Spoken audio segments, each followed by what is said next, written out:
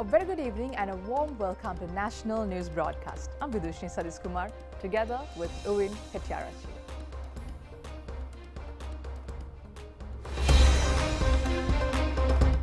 Foreign Affairs Minister says ocean-centric Beamstick regional cooperation could achieve many economic opportunities for member nations. 5,000 rupee allowance for low-income earners for the new year. Government assures the procured fuel are of required standards. Haritadak National Home Gardening Campaign commences. Supreme Court issues an injunction order suspending the decision reached by the Cabinet Ministers to grant the official residence at Mahagamasekara Mawatha to former President Maithripala Sirisena. Ukraine raises suspicions over the food provided during peace talks with Russia. Well, on to our local stories. This evening, Sri Lanka is hosting the 5th Beamstick Summit, and today was the ministerial meeting to discuss the future measures for the region. Well, let's listen as to what more we have to with regards to this. The 18th ministerial meeting of the Beamstick was held today at the Bandaranaike Memorial International Conference Hall in hybrid mode under the chairmanship of Sri Lanka.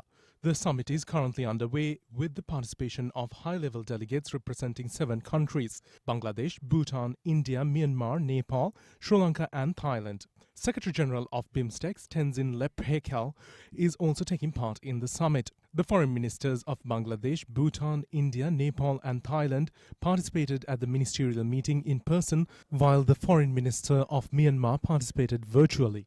The visiting ministers of foreign affairs agreed at the meeting that Beamstick is a vibrant platform of prosperity and peace, and emphasized that Beamstick work on trade and agreement could be a way forward in accelerating cooperation among countries. The ministers further encouraged Beamstick Secretariat to fast-track activities in sectors such as agriculture, food security, connectivity and energy. The state leaders of member nations will discuss the progress achieved by the Beamstick organization tomorrow. Discussions will also be carried out over uplifting the economy in the region and the future steps required for technological advancement.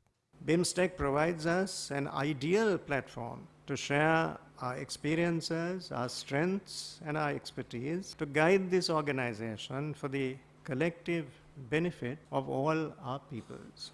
The 21st century belongs to Asia, and Beamstick, as a cross-regional group, has enormous potential to be an engine of sustained economic growth to deliver prosperity to its peoples. As the Global South plays an important and indeed pivotal role in reshaping and transforming the world economy, we as a group could play a catalytic role in effecting a paradigm shift in the way we work together towards achieving prosperity and security for our region.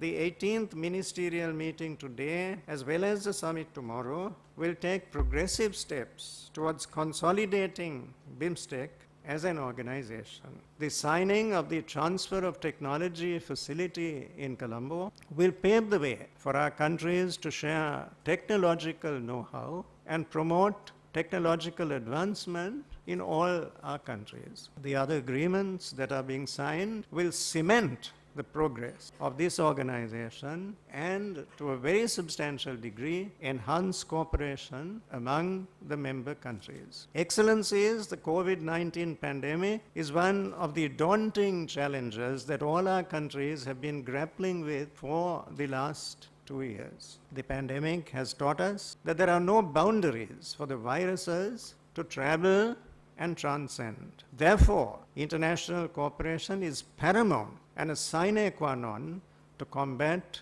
modern-day global pandemics. Regional blocs such as Beamstick can and must play a vital role in bringing countries together to take collective action by sharing experiences and best practices to face such challenges with fortitude in the future.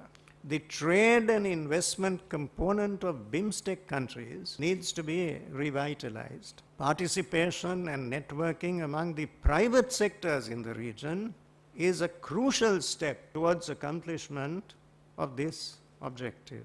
The organization should take the lead in building a robust and dynamic private sector network and facilitate the private sectors in our region to work together to enhance the flow of trade and investment. Our region, with its vast maritime resources, has enormous potential to develop its maritime transportation sector and ports-to-ports connectivity. That is one of our intrinsic strengths, excellencies. Beamstick should tap into these areas of potential cooperation through initiatives such as the blue economy that encompass all sectors from fisheries to transportation. That Beamstick is taking concrete measures in working towards a blue economy model that benefits all our countries. Such connectivity will undoubtedly enable the sharing of economic opportunities among our peoples. There are a number of dialogues among regional blocs that are emerging in the contemporary world. These dialogues serve as useful platforms to exchange ideas and to draw synergies among countries for a better vision for these regions. This region, endowed abundantly with natural and human resources, vast land, and abundance of ocean resources, is intrinsically dynamic. Common civilizational links and cultural heritage have instinctively engendered a natural synergy and complementarity among the leaders, and certainly builds mutual trust. I remain sanguine that we could steer this organization to be a virile and forward-looking forum, promoting the collective prosperity of our peoples. Towards this end, Sri Lanka, my country, stands ready to work closely with the Beamstick Secretariat and with all member states. We have visionary and dynamic leaders who can bring about this great transformation. Secretary to the Ministry of Foreign Affairs, Admiral Dr. Jayannath Columbage shared remarks over the importance of the 5th edition of the Beamstick Summit currently taking place in Colombo. Admiral Columbage shared these views during an exclusive interview with the national television today. Beamstick is a key regional organization in our Bay of Bengal area. Today we have Honorable Secretary to the Ministry of Foreign Affairs, Professor Admiral Jayannath Columbage with us, and he is going to explain the significance of this summit holding at this moment in Sri Lanka. Sir, what's your comment? So the 5th Beamstick Leadership Summit is going to be held tomorrow, and we have been working yesterday and today. We have had the senior officials meeting yesterday, and today we had the foreign ministers meeting. Both these events are leading to the summit tomorrow. So the Beamstick 5th Leadership Summit is going to be held after a period of about 3 years, and in this day, that is tomorrow, the chairmanship of the Beamstick Summit will be transferred from Sri Lanka to Thailand. And Beamstick is a very important regional organization for the Bay of Bengal and also for the Indian Ocean. As the connector between the Western Pacific and the Indian Ocean, the Bay of Bengal region is playing a very important role in geopolitics and geoeconomics and also on maritime trade. So therefore, Sri Lanka is very proud to hold this summit physically and virtually tomorrow. During the post-pandemic period. So we are very proud that we were able to conduct this summit in a befitting manner, inviting all these leaders of 7 countries, in fact 6 countries, to Colombo and conducting the summit in a befitting manner. Yes, now we know that the final declaration will be out tomorrow. However, what can you say about the outcome of this summit, sir? Well, one of the most important outcome of this summit is going to be the signing of the Beamstick Charter.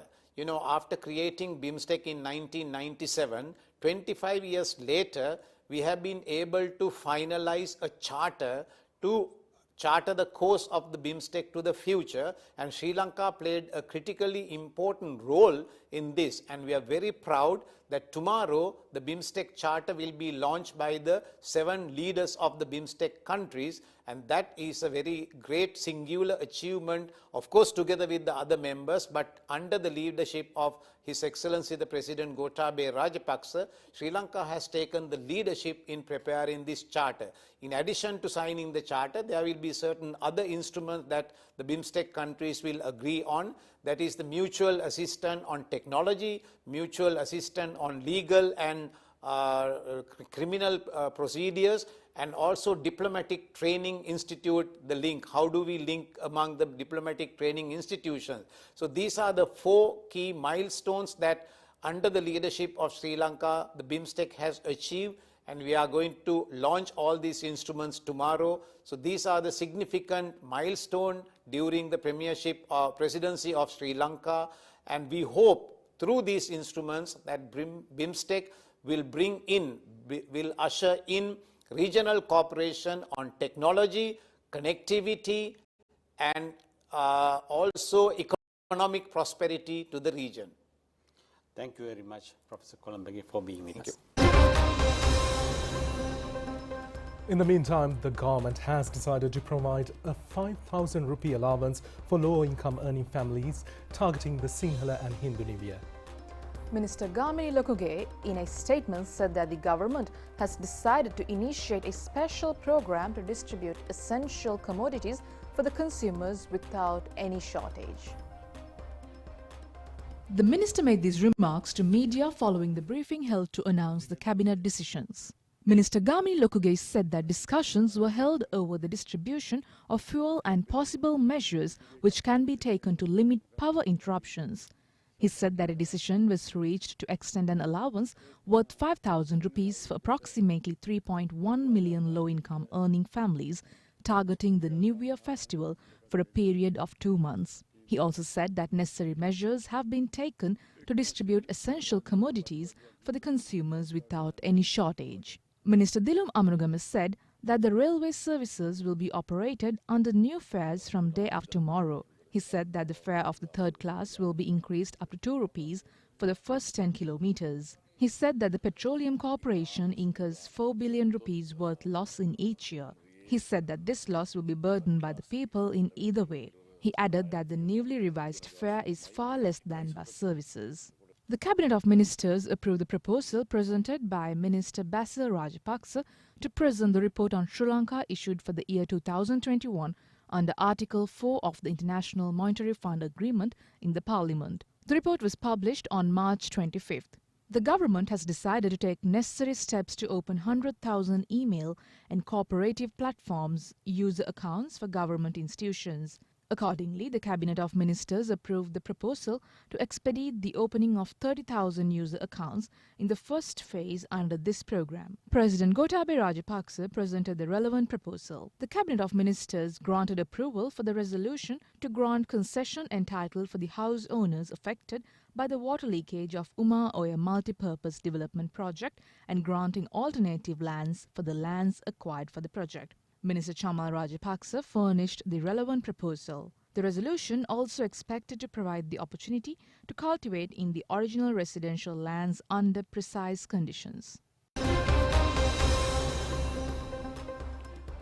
Well, the current crisis is the most talked about topic, and with regards to this, Minister Gamini Lokuge says that the issues pertaining to fuel will be completely resolved by the New Year's season.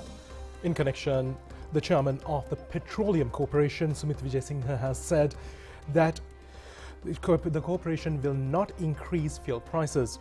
He made these remarks while taking part in a ceremony held at Podujana Progressive Employees Union today.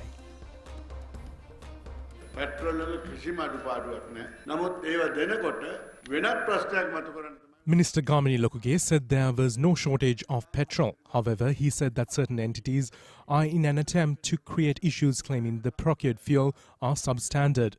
The minister said that the fuel imported into the country has complied with the appropriate standards.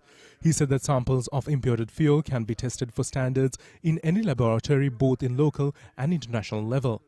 He said that the crisis situation was created as those who are implying a fuel shortage failed to order the necessary fuel quantities at the appropriate schedules. Chairman of the Petroleum Corporation, Sumit Vijay said they had not been able to introduce any alternative energy sources, especially during the last Yapalana government period. He said the Noracholi power plant was added to the grid in 2014, another 900 megawatts was added in 2011, and that the West Coast power plant added 300 megawatts. He further said that after these initiatives, there was no other plans introduced to assist the power requirements in the country. He also said the Petroleum Corporation suffers a loss of 120 rupees from 1 litre of diesel at present. However, he said that the government has decided not to increase prices. He added that they provide 4,400 metric tons of diesel for the electricity board while incurring the aforementioned loss. He therefore said that both the electricity board and the Petroleum Corporation continue to suffer losses due to these reasons. Ministry of Power has said the hydropower generation will be further hampered due to the extremely low levels of water in reservoirs connected to hydropower plants. Reports have indicated that the water levels in Caster Lake, Mausakale, Samanalawawa and Kotmale reservoirs continue to deplete at present.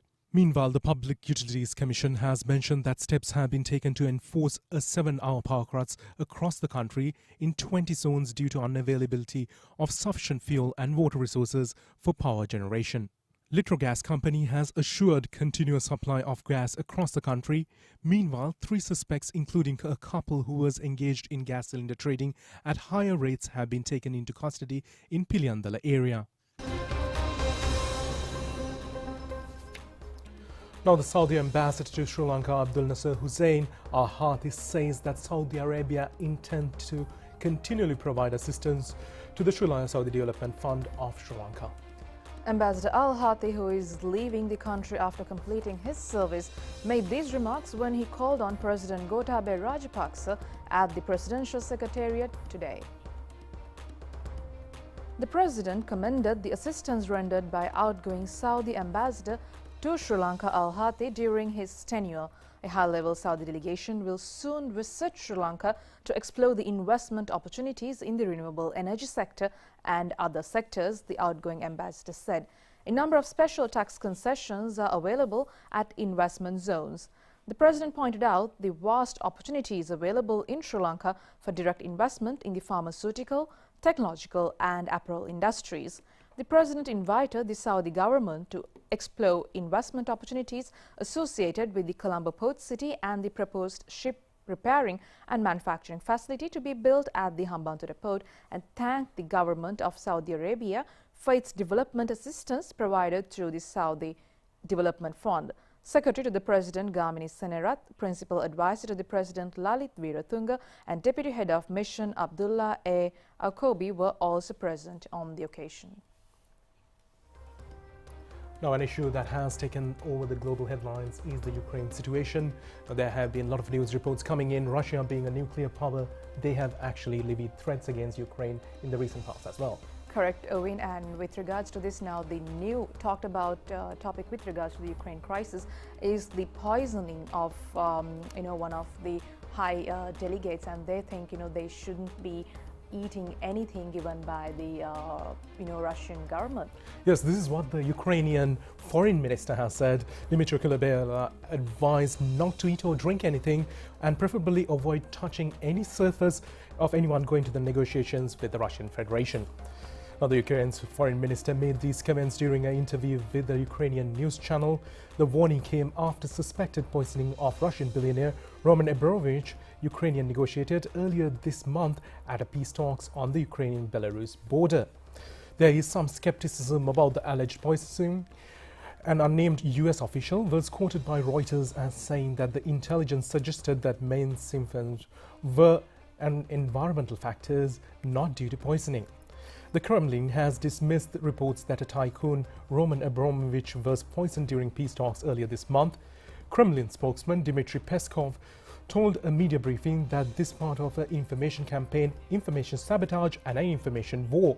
Dmitry Peskov further said that Abramovich was not an official member of the Russian delegation, but involved to ensure certain contacts between Moscow and Kiev, the agents reported.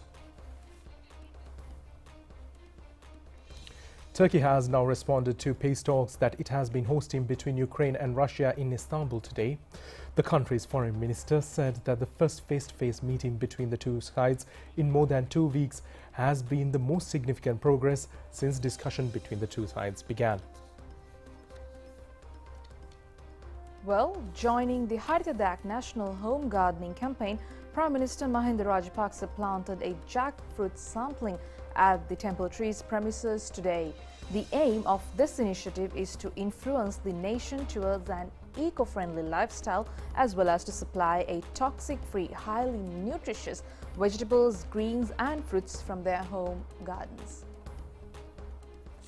The Prime Minister planted the jackfruit sampling belonging to the Hirosa variety at the auspicious time of 9:18 am in parallel to the Haritadak National Programme.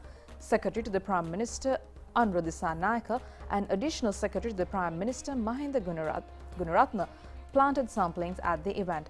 Vegetable samplings grown at Samud Development Plant nurseries in each Gram Manildara division will be distributed among beneficiaries during 1 week from today. The national program was held in Kahatuduwa, Homagama with the participation of Minister Chamal Rajapaksa. Under the program, 2.2 million home gardens comprised of 275,000 acres will be cultivated. The relevant quantities of seeds and plants will be provided through nurseries and affiliated ministries. The home gardening campaign was also initiated at Presidential Secretariat, all ministries, departments and state institutions. Minister Bandula Gunawardena was also present at the occasion. This campaign will also be conducted in non-cultivated state-owned lands. The aim of this initiative is to transform bare lands into cultivations. Well, this program was initiated with the participation of Minister S.M. Chandrasena. The Supreme Court has issued an injunction order today suspending the decision reached by the Cabinet of Ministers to grant the official residence at Mahagamasekara Mawatha to former President Maithripala Sirisena. Avoiding another injunction order was issued against the respondents, preventing the implementation of the relevant Cabinet decision. The Supreme Court informed the relevant injunction orders will be enforced in 4 weeks from today. The Supreme Court further emphasized that the relevant orders will remain in effect until the conclusion of the petition hearings. The order was issued by a 3-member Supreme Court judge panel consisting of Justices Preeti Padman Sumanasera, Yasantha Kodagoda and Mahinda Samayawardena. According to considering the fundamental petition filed by the Centre for Policy Alternatives and the Executive Director, Dr. Pakisoni Saranmuthu, challenging the decision, the relevant petition was fielded challenging the decision to grant official residence at Mahagamasekara Mawatha to former President in violation of the Constitution.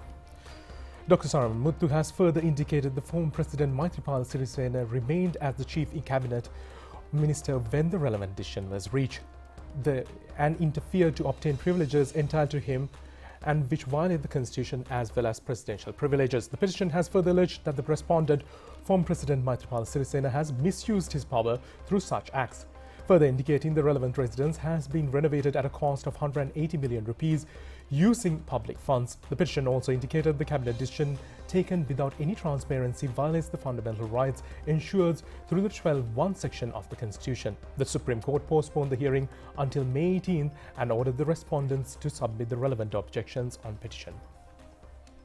We'll be back with more news after a short break. බුද්ධිමත් ඇගේ තීරණය Prima ස්ටෙලා අපි හැමෝම කැමති. இந்த புத்தாண்டு காலத்தில் மக்கள் வங்கியின் கடன் அட்டைகளூடாக ஷாப்பிங் செய்யும் உங்களுக்கு 60% வரையிலான பிரம்மாண்ட விலை கழிவுகள். உங்கள் கொள்வனவுக்கு வட்டியில்லா மாதாந்த தவணை கட்டண கொடுப்பனவு வசதி. மேலதிக விவரங்களுக்கு 1963 எனும் இலக்கத்துக்கு அழையுங்கள். நிபந்தனைகளுக்கு உட்பட்டது. Welcome back and we continue with more local stories. Minister of External Affairs of India, Dr. S. Jaishankar, who is on a 3-day visit to Sri Lanka, called on Prime Minister Mahinda Rajapaksa yesterday. The meeting was held at the Temple Trees. Indian Prime Minister Jaishankar, who joined by Prime Minister Mahinda Rajapaksa to virtually inaugurate the Jaffna Cultural Centre, which was funded by the Government of India under an agreement reached between the nations in 2014 in parallel to the Utturu Vasante programme. The documentations related to the Jaffna Cultural Centre was presented to Secretary to the Ministry of Buddha Sasana, Religious and Cultural Affairs, Professor Kapila Gunawardena, by High Commissioner of India to Sri Lanka, Gopal Bagli. In addition, they also witnessed the signing of a memorandum of understanding on the implementation of $15 million worth grant assistance from India to promote Buddhist ties between India and Sri Lanka. The MOU was signed based on an agreement reached between the Prime Ministers of both the nations during a virtual diplomatic meeting. The relevant agreement was signed between Secretary to the Ministry of Buddha Sasana, Religious and Cultural Affairs, Professor Kapila Gunawardena, and High Commissioner of India to Sri Lanka, Gopal Bagli. Ministers Professor J.L. Piris and Douglas Devananda and State Minister Jeevan Thondaman were present at the occasion.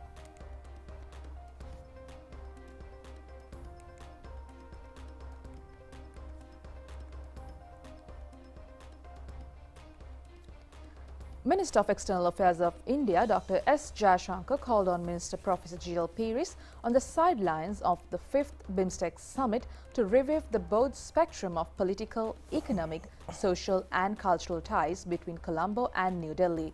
The two ministers who took stock of the ties expressed satisfaction over the ever-growing two-way bond and resolved to explore ways and means to further elevate the robust relations that both nations enjoy.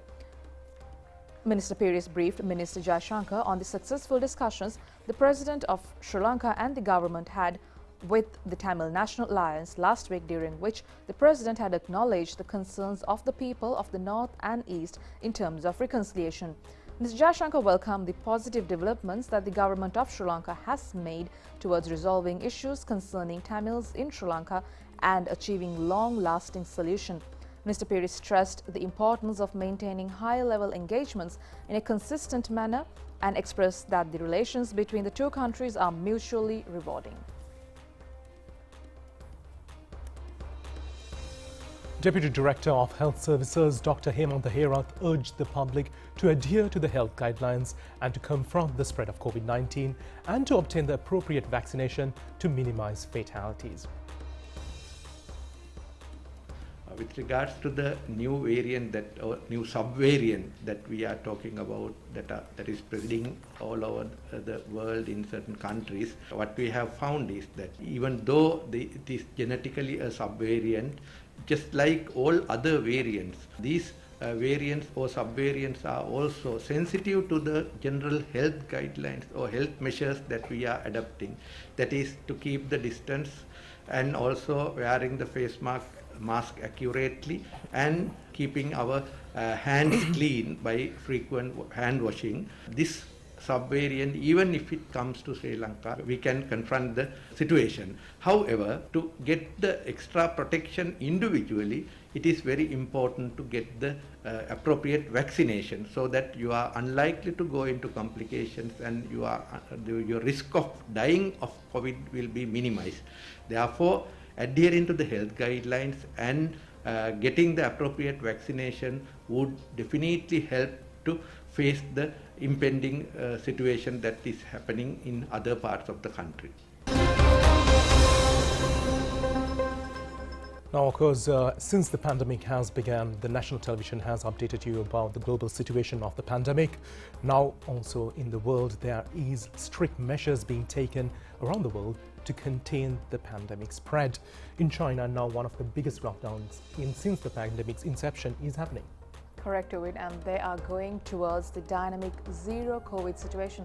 Let's see what they have with regards to this. Testings are underway in China's biggest lockdown since the pandemic began, as Beijing pledged to minimize the economic fallout of its strict dynamic zero COVID strategy. Shanghai, China's biggest city and financial capital, will be locked down in 2 phases over 9 days. The city's Pyodong Financial District and nearby areas, the section east of the Huangpu River that runs through Shanghai, will be locked down until Friday as residents are confined to their homes for mass testing. Once testing is complete in Pudong, the downtown area west of the river, will begin its own 4-day lockdown. Last week, China's National Health Commission issued new guidelines narrowing the geographic scope of mass testing and stipulating that local governments should complete testing of each designated area within 24 hours.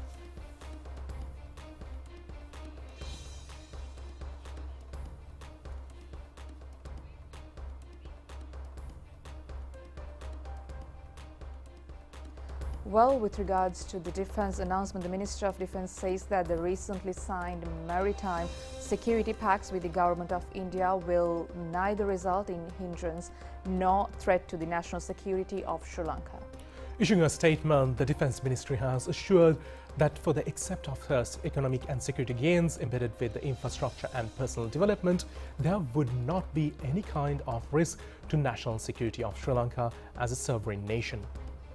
The relevant maritime security pacts have been mastered by several print and electronic media. Issuing an explanatory statement over the pacts, the Defense Ministry has said that prior to the signing of the pacts, the Ministry had followed standard criteria and procedure whilst channeling it through the other mandatory state establishments, including Attorney General's Department. The receipt of floating dock facilities from the Government of India at no cost has been projected to reduce the annual outlay of 600 billion rupees for outsourced document repairs, and the proposal has been in the pipeline since the year 2015. The unavailability of a Dornier reconnaissance aircraft was the motive for bilateral dialogues between India and Sri Lanka, and it was agreed upon to provide one Dornier reconnaissance aircraft to Sri Lanka free of charge. The Dornier reconnaissance aircraft is deployed for maritime surveillance, search and rescue operations and to deliver information to various required platforms. Accordingly, during the period earmarked for manufacturing process of the said aircraft, India will lend a similar aircraft which will be piloted by Sri Lankan Air Force pilots. The Indian training team will be arriving in Sri Lanka to stay in the island until SALAF gains the required expertise. Thus, ALF crew will receive an added qualification, enabling the country to further strengthen the maritime security while cutting a large cost of the pacts. Meantime, the statement has further indicated the Cabinet of Ministers has granted approval for a proposal to establish Maritime Rescue Coordination Center in Colombo with $6 million grant from India. Meanwhile, Minister Dallas Alhaprema says that relations between Indonesia and Sri Lanka in the field of media have been able to hoisted into a greater level. Following an official visit to Indonesia recently, the minister said that many productive agreements related to the media fields in both the nations were reached during the visit.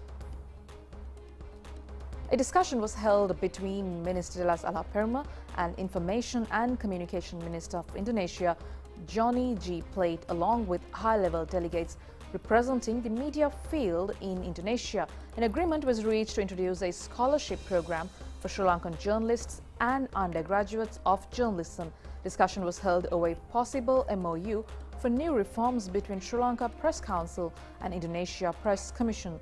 The minister also said that representatives from Sri Lanka will be sent to Indonesia to gain experiences from working in Indonesia media institutions.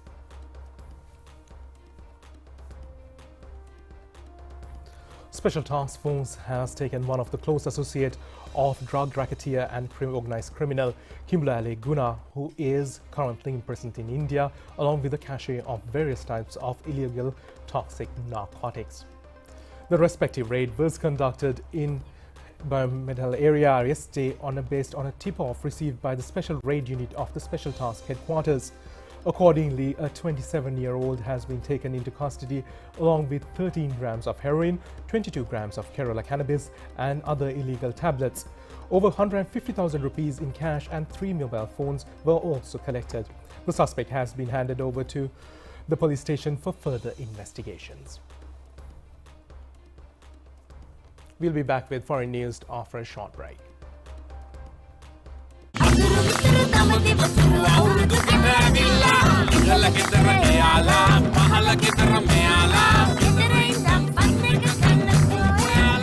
Prima Kottumi, hot and spicy Nava Vasarak Veva.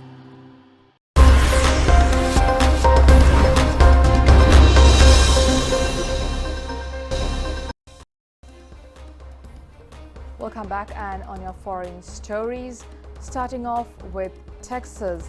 State and local firefighters are currently working on 12 active wildfires in Texas yesterday afternoon, as the potential for more wildfires this week may outpace suppression efforts. As of afternoon yesterday, the Texas Wildlife Incident Response System shows a dozen active fires in the state, spreading from the Texarkana area into the Rio Grande Valley. The largest active fire is the Eastland Complex fire, which began during more than a week ago. Since the time of the fire, 90% is contained. It has consumed more than 54,000 acres.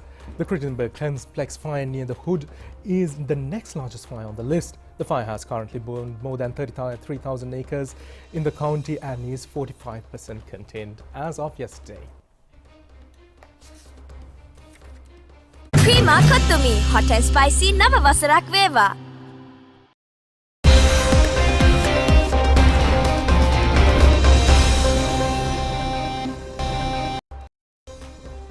Welcome back, and now moving on to sports stories. Well, starting things off with the current IPL. Gujarat Titans won the India Premier League match against Lucknow Supergiants, and this match was played in Mumbai. Batting first, the Lucknow Supergiants scored 158 runs for the loss.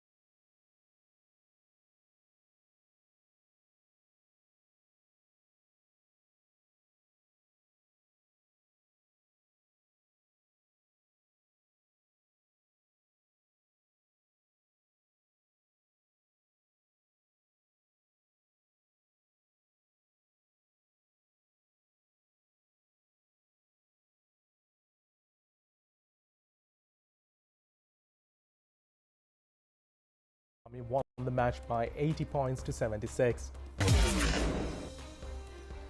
Colombo defeated the Blues team in a Group A match by 80 points to 69.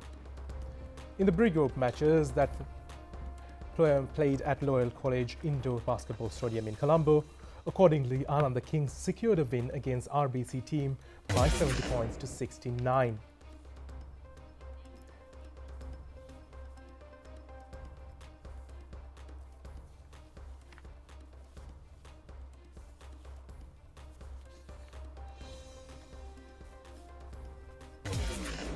Nugegoda Cages was able to win against the All Cambrians in a Group B match by 78 points to 48.